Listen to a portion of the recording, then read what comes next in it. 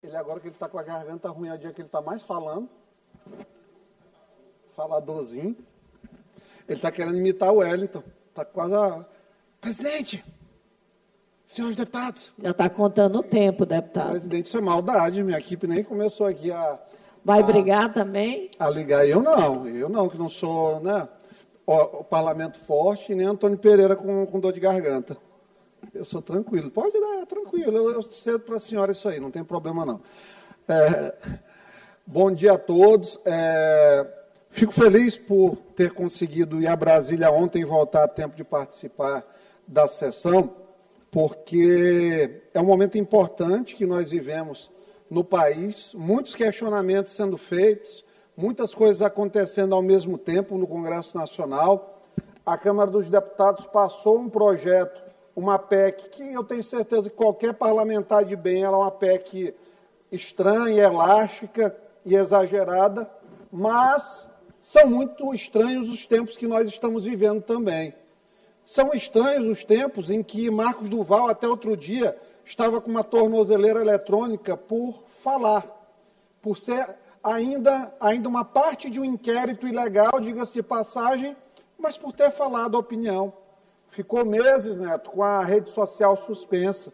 São tempos estranhos em que Daniel Silveira foi condenado à prisão e ficou bom tempo preso e foi humilhado durante todo esse período e agora voltou novamente por conta de crimes de opinião. O desespero provavelmente tem tomado de conta do parlamento, principalmente da Câmara, porque é perseguição de um lado por opiniões, é suspeição o tempo todo em relação às emendas. A gente sabe que tem coisa errada, provavelmente, em algumas emendas sim, mas é sempre uma perseguição que ela ultrapassa o limite do jurídico, é uma perseguição ativa. Então, passou na Câmara dos Deputados essa PEC, que é uma PEC que, se eu fosse ali deputado federal, senador, iria sugerir que ela reforçasse ainda mais o que a Constituição já diz no seu artigo 53, que os deputados são invioláveis civil e penalmente por quaisquer palavras.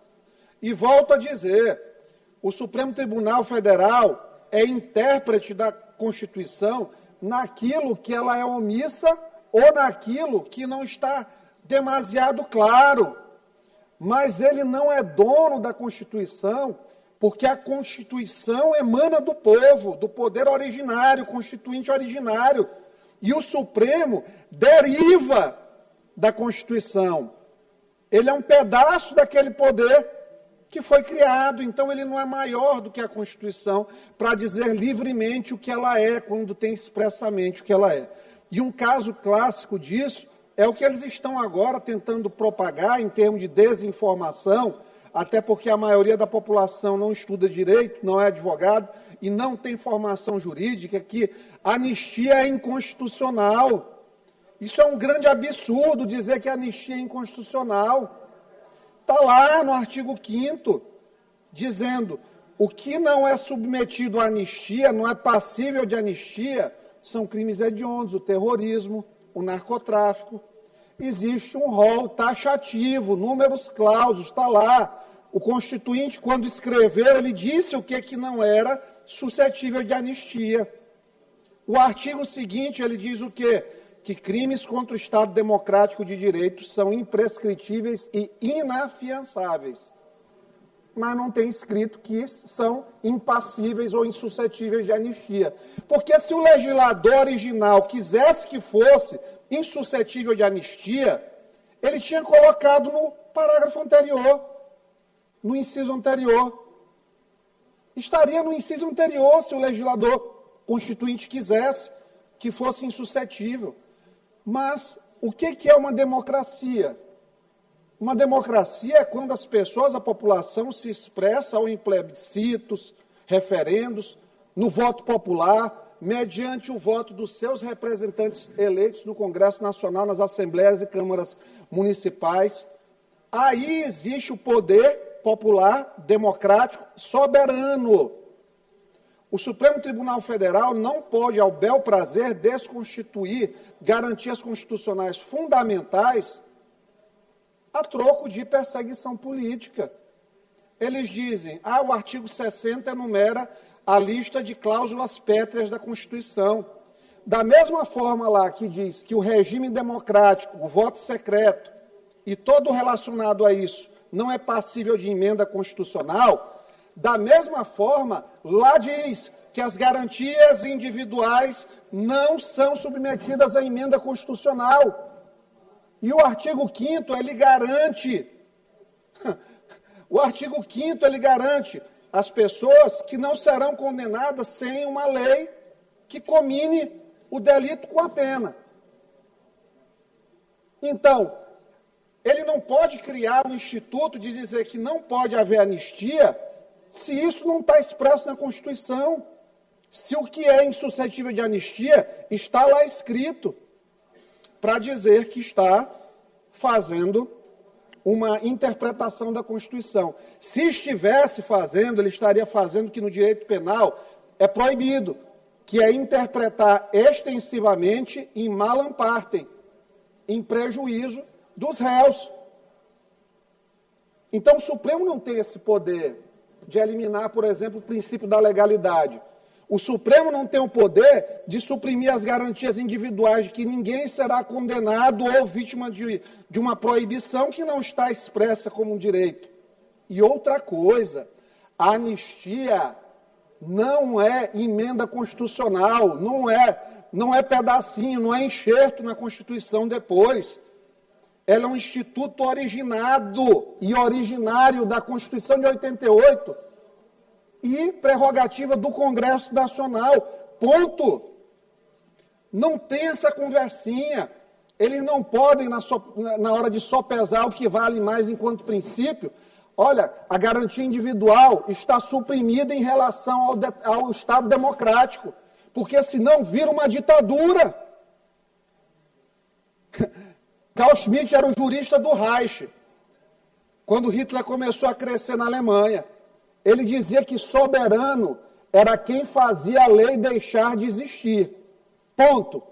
Ali era soberania. E ali ele plantou uma semente de ditadura. Quando o STF diz, da mesma forma, não tem anistia, suprima-se essa competência do Congresso, porque existe uma inconstitucionalidade que é desonestidade do STF na interpretação, porque eles sabem disso. Eles sabem disso. Eles estão violando o papel constitucional e se transformando, na verdade, em um órgão ditatorial. E assim eles não têm mais nem vergonha de dizer isso em plena luz do dia. Acabou de sair uma decisão ali, Alexandre de Moraes suspendeu a presença do GSI, que é uma prerrogativa de todos os ex-presidentes da República, de acompanhar os deslocamentos do Bolsonaro. Ou seja, eles todo dia estão atropelando a Constituição. Como o clima no Congresso está pró-anistia, Flávio Dino hoje já ressuscitou a CPI da Covid de 2021 para abrir mais uma ação contra Bolsonaro, a família, Nicolas. Eles não desistem de perseguir. Isso é uma psicose. O Flávio Dino ele é tão perseguidor, presidente, que ele processou, depois de meses, olha o coração ruim que esse homem tem, um servidor público de 66 anos de idade, que já tinha feito a transação penal, pagou um salário mínimo em acordo com o Ministério Público Federal, ele processou o cidadão depois de meses em R$30 mil, porque o cara disse, num grupo de condomínio, cuidado, condôminos do mundo, vocês estão sendo fiscalizados. Não há mais liberdade dentro de um grupo de WhatsApp de condomínio, João Coutrinho. Durma com esse barulho. Porque ele disse, ministro que passeia na maré é bandido, ou assim, era ministro que... Eu tenho aqui, eu vou ler taxativamente, porque é menos do que eu ainda estou falando. Que é uma ilação que assim, ele ainda termina assim, petistas vagabundos. Flávio Dino era percebista, até onde eu sei, quando era ministro da Justiça. Então, o cidadão externou a insatisfação com o sistema democrático todo. Porque as pessoas estão de saco cheio mesmo. Lindbergh Farias é líder do governo. O cara está lá no Congresso com uma liminar. Até hoje. pendurado com uma liminar. Aqui o deputado Demetério perdeu o mandato. Eu não estou entrando no mérito da justiça, mas eu estou dizendo que quando é do PT, eles são protegidos. Quer ver o que ele disse? Está bem aqui. Ministro que visita e se associa ao crime organizado e quer o povo desarmado, ele visitou a favela, alguma associação de diálogo, minimamente, não que seja uma associação criminosa. Presidente, concedeu o tempo para Vossa Excelência terminar. O ministro colocou a presença dele com mais 3, 4 seguranças no Complexo da Maré. Óbvio que aquilo ali foi acertado, porque nem um BOP entra lá. Fala sério, tô fora. Fora petralhas vagabundos. 30 mil reais um aposentado está sendo processado para pagar para ele. Imagina se ele for processar todo mundo que fala mal dele na internet, ou pegar aquela publicação do Imaranhense, que teve mais de 35 mil comentários negativos contra ele. Ele vai ficar rico. Agora é bom ele fazer antes da Magnitsky, que pelo jeito está com cheirinho, cheirinho de Magnitsky no ar. Vamos lá. E já aproveitando aqui para falar de Flávio Dino, porque ele que deixou aí para o Brandão, eu faço uma pergunta e libere o som para o deputado concluir a fala. Eu posso ir no expediente final, porque eu já queria... Não tem mais... Pode falar. Obrigado. Não tem escala de reserva, expediente final. Pronto. Com a palavra, deputado Iglesias. Obrigado. Então, Flávio Dino foi governador do estado do Maranhão. Quando o deputado sobe aqui na tribuna para dizer, olha, o Brandão é o governo mais corrupto, ele está chancelando a minha possibilidade de dizer assim, Flávio Dino é culpado pelos sumiços respiradores na pandemia. Ele está chancelando. Eu acho que não foi. Até acho que não foi. Flávio Dino está envolvido na operação Pegadores, que teve lá na Secretaria de Saúde. Né? Governador, teoria do domínio do fato, escola alemã, sabe de tudo, né? É onisciente, o governador. Então, eu posso dizer que ele está envolvido na Operação Pegadores, usando a lógica do pessoal. Mas a pior lógica, sabe qual é? É a lógica do desrespeito a uma célula fundamental que é a família. Eu não sei por que, em geral, essa turma da esquerda, eles têm um ódio absurdo da família.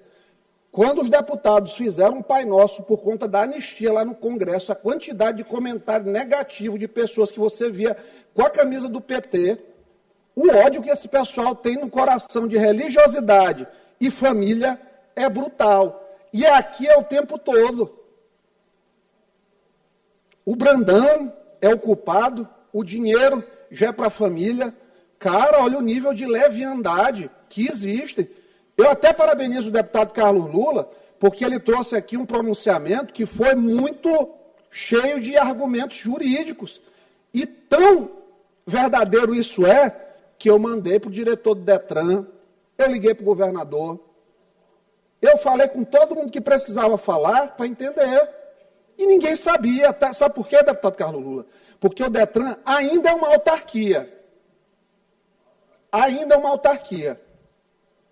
Da mesma forma, eu posso dizer, o que o Nunes fazia no Detran, tudo era culpa do Flávio Dino, de quando ficava um mês sem sistema funcionar, é culpa do Flávio Dino. Cara, é difícil desse jeito. Porque fica numa espiral, e assim, de ofensa pessoal e pior, familiar, porque ninguém gosta.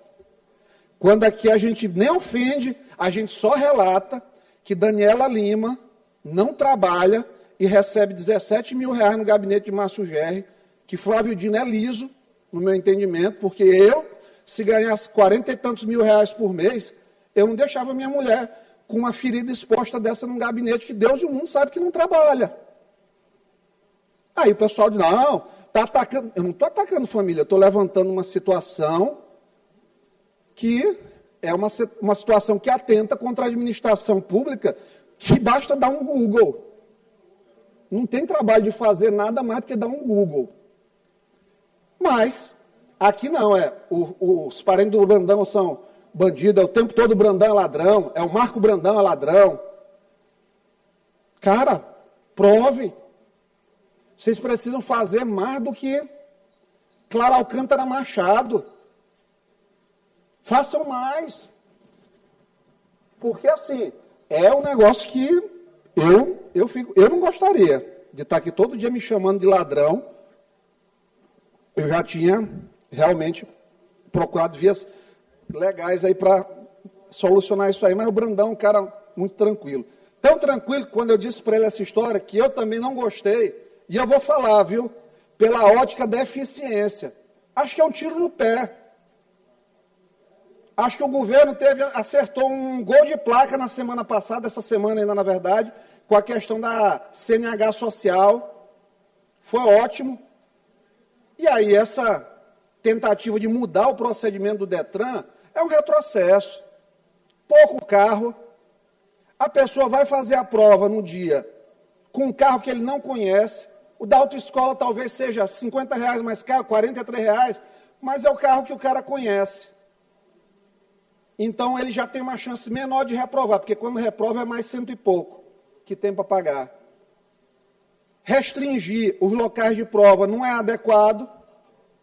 E eu acho que isso tudo aqui é muito digno de ser atacado dessa forma. Pela forma da solução ruim que se tentou. Não, eu falei ali com o Diego Rolim, eu digo, Diego, tu não me convence com esse argumento de dizer, porque vai fazer a prova monitorado, com câmera. Cara, a população não quer saber de câmera. A pessoa quer ter a simplificação dos processos. A pessoa quer pagar o mínimo possível, fazer o mais rápido possível, se possível não reprovar. E é isso, porque a gente no Brasil tem um CTB e uma resolução de Senatran atrasada. Nos Estados Unidos a pessoa faz a prova com o carro dela. É o carro que ela vai usar. Por que ela não vai fazer a prova no carro dela? Seja automático, seja manual, é o carro que a pessoa vai usar. Então, aqui no Brasil a gente sempre procura criar camadas de dificuldade. Lá não tem esse negócio de autoescola. Você faz a sua preparação para a prova, estuda, Edilásio, na média ali de 250 questões, mais ou menos, e faz uma prova de, salvo engano, 80 questões, talvez um pouquinho menos, e tem que acertar 70% da prova. É o cara saber quanto vai pagar uma multa por virar errado, é saber como é que tem que ser feita a questão de parar e dobrar à direita, como é feita a conversão, porque no fundo é isso que importa. Tem uma indústria infeliz aqui no Brasil em relação a esse negócio de trânsito, que é anacrônico esse problema. Não é uma coisa de agora. E a gente tem que tentar caminhar no sentido de desburocratizar. Por isso, assim, eu não vou adentrar... Primeiro, não vou deixar essa coisa feia, que foi assim de chegar a uma situação de Detran, que é uma autarquia, culpar a família do governador. Feio isso aí. Se zango quando se fala as coisas administrativas de Alecrim Dourado. Fico zangado. Fosse falar aqui a situação do Márcio Gerri, que eu não tenho nada contra o Márcio Gerri, pessoa física, CPF, mas eu trouxe incongruência. Márcio Gerri ontem se explicou. Ele está lá com a explicação. Eu poderia esticar o debate, mas não vou fazer, em respeito à questão familiar. Mas o pessoal se zanga, eles ficam enfesados. Aí o Brandão, não, a família, Ali Brandão e os 40 irmãos. Pelo amor de Deus, cara. Está pesado isso aí, achei pesado. Então, quando a gente caminha no sentido de uma crítica em relação à eficiência, presidente, eu acho que isso aqui todo mundo tem direito. Eu tenho direito de dizer, olha, acho que não é a melhor maneira. Esse formato não é o melhor. Estava vendo aquele projeto da Segovia, eu vou até procurar entender melhor porque foi a questão, porque já tem outra secretaria fazendo. São questionamentos que uma oposição pode fazer mesmo, e deve fazer, porque é bom que faça, que o governo avança, de lado já foi aqui oposição, já foi governo, já teve nos dois lados. Sabe como é importante, ninguém deseja que não tenha oposição. Agora, só que é um negócio pesado. o tempo todo. É pegando assim os pedacinhos. A viagem do Brandão, pecado. Janja vai chegar, presidente, 3 dias antes em Nova York para passear. Vai destacar uma comitiva do governo só para isso. A gente já sabe nos hotéis que vai ficar. As lojas que vai, o cartão corporativo com sigilo de 100 anos, que vão ser feitas as compras. A senhora vê, eu boto no grupo de deputados, ainda marco, né, que eu sou danado, né? Eu gosto de apurrinhar também nas inconsistências de fala. Aí, não, se tu quiser, vai lá, denuncia. Para quem? Vou denunciar para Alexandre de Moraes, julgar Lula, Flávio Dino. Vocês estão de brincadeira comigo. Eu não posso fazer isso.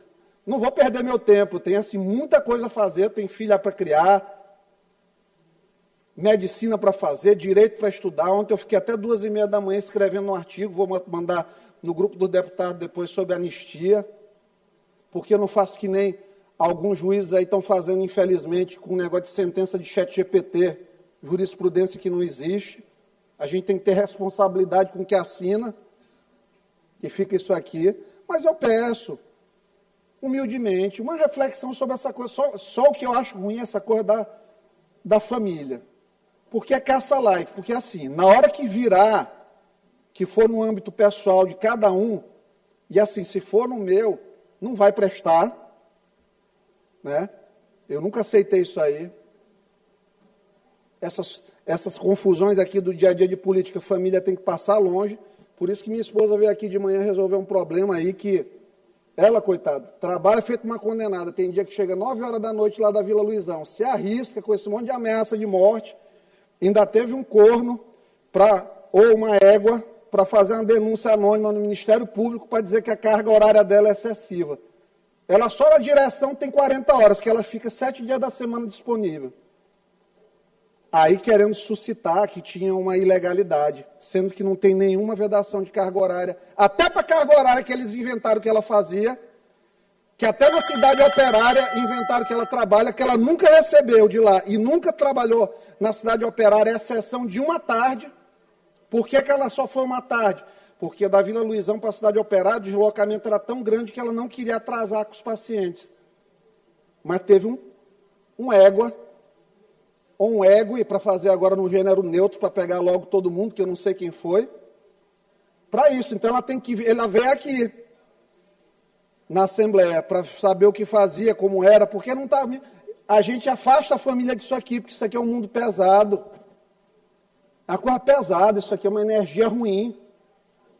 Energia de ódio, de revanchismo, uma energia de ressentimento, de não tenho mais os privilégios que eu tinha, um ego ferido que extravasa.